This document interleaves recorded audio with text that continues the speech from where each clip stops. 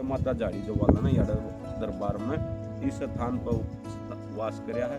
और ये माता का यार 10 साल तक दरबार लगा है, पिछले 10 साल से मैया का दरबार लगा है।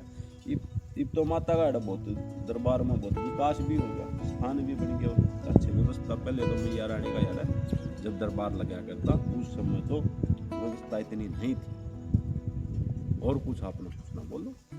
देखो जी, जो पितृ देवता होते हैं सबसे महत्व घर में उन्हीं का दर्जा होता है सबसे ज़्यादा। कहते हैं जिसका पितृ खुश है ना उसका सब कुछ खुश है, आस पड़ोसी भी खुश हैं, भगवान भी खुश है। तो पितृ होता है ना, पितृ ही सबसे बड़ा देवता होता है। तो यहाँ से पितृ से मनने लग गया था ये मंदिर, ये बाबा जी ये पितृ के उससे आए थे। और देखो पितृ देवता ने सब कुछ बना दिया जी। आपके जैसे खेत होंगे, खेत में भी आपके जो कुछ भी हम आमतौर पर एक मंडी बनाते हैं, उसकी छोटा मंदिर बनाते हैं, स्थान बनाते हैं उसका।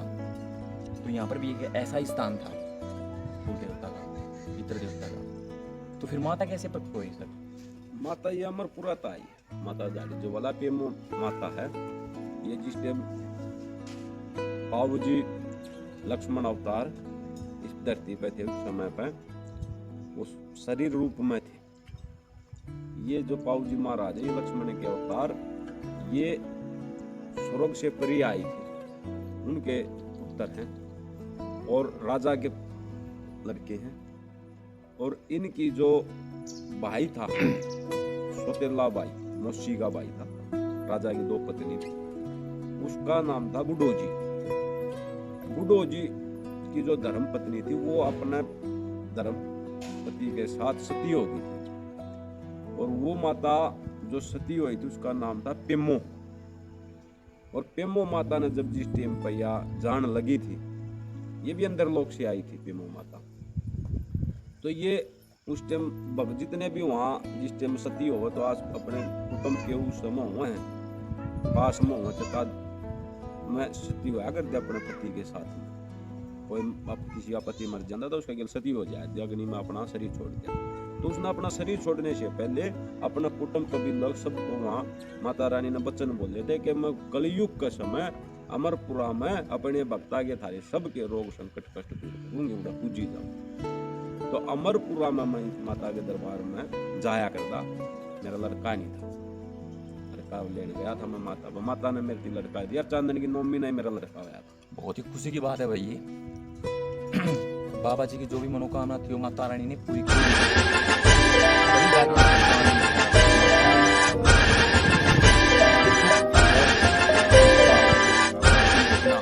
सभी दूर करने लगी। देखो स्टार्ट में तो कुछ नहीं होता है, जब कुछ प्रगति होने लगती है, किसी का ठीक होने लगता है तभी प्रचार फैलता है।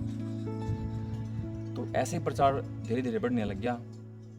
तो पहले यहाँ पर एक स्थान ही था दादा, हाँ, उसके बाद फिर माता का दरबार बन गया, सवाला बन गया, बाबा बजरंगबली का मंदिर बन गया, बाबू जी महाराज का मंदिर बन गया, धर्मशाला बन गई। उस तरफ में फिर अपने कुटिया भी बन गई है, बाग भी है, माता झाड़ी जो वाला स्थान है, गोरखनाथ जी स्थान है, शिव परिवार का भी वास होने लग रहा है, तो गौशाला भी है।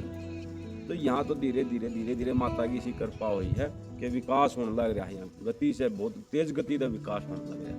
और भक्ता के लिए यहाँ हर महीने दरबार लगा है, दुखिया का दुख दूर करने। दरबार में भक्ता की माता का आदेश पर नंबर लिया जा, नंबर जिसका लिया जा उसकी उड़े 7 पीढ़ी तक की मैया रानी जो बात बताओगी उड़े समाधान कर देगी, न्याय भी कर देगी उसकी, और विकास होने लग रहा है। और भक्ता के लिए यहाँ हर महीने दरबार लगा है, दुखिया का दुख दूर करने खातिर। दरबार में भक्ता की माता का आदेश पर नंबर लिया जा, नंबर जिसका लिया जा उसकी उड़े 7 पीढ़ी तक की मैया रानी जो बात बताओगी उड़े समाधान कर देगी, न्याय भी कर देगी उसकी। और जिसका बच्चे नहीं होंगे उनको फल दिया जा, जिनका लड़की उनका भी फल डाला जा।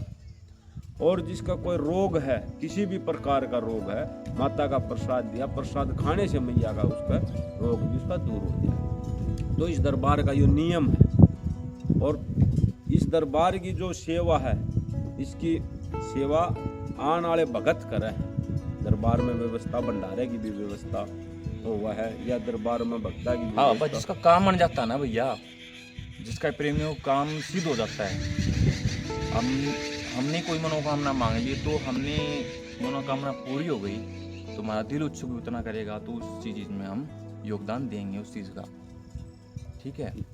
यार किसी भी प्रकार का कोई भगत न तो तनख्वाह पर रखा जाता और न यार मान श्रद्धा भाई, मान श्रद्धा जो भी आपकी जिसके मान काम श्रद्धा। हो वही यार सेवा करे। तो ये माता झाड़ी जवाला का जो दरबार है गांव देश खेड़ा में, माता भगवती झाड़ी जवाला का वास है। देश खेड़ा धाम तय स्थान का नामकरण है। और अभी यार अखंड ज्योत नहीं आई है, अभी यहाँ ज्योत पूजा हुआ है। सवाल है कि जो माता का सवाला है इसका काम पूरा हो गया। ये बाबा बजरंग बली का सवाला काम पूरा, बाबू जी महाराज का सवाला काम पूरा हो गया। तो यार मूर्ति की स्थापना होगी, पाठ होंगे। स्थापना होने के बाद दरबार मंदिर से बाहर लगा करेगा, फिर यार ज्योत आरती होया दोनों समय। ये बोली दैन है, ये बोली दैन पे यार हजारों की संख्या में श्रद्धालु आ गया तेरी लगेगी होली दैन। इतना दिन मैया रानी का दरबार में इतना भक्ता के जिसकी जी मनोकामना पूरे, जो पुराने श्रद्धालु यात्री वो सब आ जाए। नवमी वाला दिन तो इतने श्रद्धालु आवे हैं कि जिसने काम जो पुराने यात्री जिनके माता ने काम बना रखे संतुष्ट हैं, वो सब नारियल की आहुति छोड़ने आया करें होली में। और यार हजारों की संख्या में पूरा मेला लगा, भंडारा लगा है। भंडारा वाला दिन यानी कीर्तन भजन हुआ है। कीर्तन भजन में भी जो कीर्तन भजन करो वह भी यार दरबार में तो कुछ नहीं लेंदे कभी, वह भी सेवा करके जाओ कि भाई सच्चा दरबार है, उनकी भी मनोकामना पूरी हुई, उनकी श्रद्धा बनी। तो भक्तों इसके कहने का यो ही मतलब है कि आप आए हो, आपका माध्यम से जब आपने सवाल कराया है, तो मेरा यो ही कहना है कि भक्तों देवी देवता का हमारा देश है, सनातन हमारा धर्म है। सनातनी का यो एक कर्म है कि भाई सच्चे बनकर अपना सत्कर्म बनकर किसी भी देवी देवता की दो पूजा करो, वो सब पर्चे देंगे। तो यहाँ इस समय माता झाड़ी जवाला का वास है। आप सब जो भी माता के भगत है, उनकी कोई भी समस्या हो तो दरबार में आओ, महाराज जी से मिलो। महाराज जी माता रानी के विश्वासपूर्ण को जो बात बताओगे उनमें कोई फर्क नहीं पाओगा। बोलो जय माता सभी भक्तों को राम राम। तो वही तो प्यारे भक्तों, बाबा जी का कहने का अर्थ यही है कि सच्चे मन से आओ और श्रद्धा भावना से आओ और मैया के द्वार पर अपना मत्था टेको और अपनी मनोकामना पाओ। देखो YouTube तो एक चैनल माध्यम है आपसे पहुँचाने के लिए, आपको बताने के लिए सभी चीज़ें। ये देश खेड़ा हमारे जुलाना के अंदर पड़ता है, जुलाना हमारा जींद के अंदर पड़ता है, और जींद हमारा हरियाणा के अंदर पड़ता है, और हरियाणा हमारा इंडिया के अंदर पड़ता है। ये हमारा जानकारी है। इस चैनल को सब्सक्राइब करें और लाइक जरूर करें और बेल आइकन का बटन जरूर दबाएं। धन्यवाद।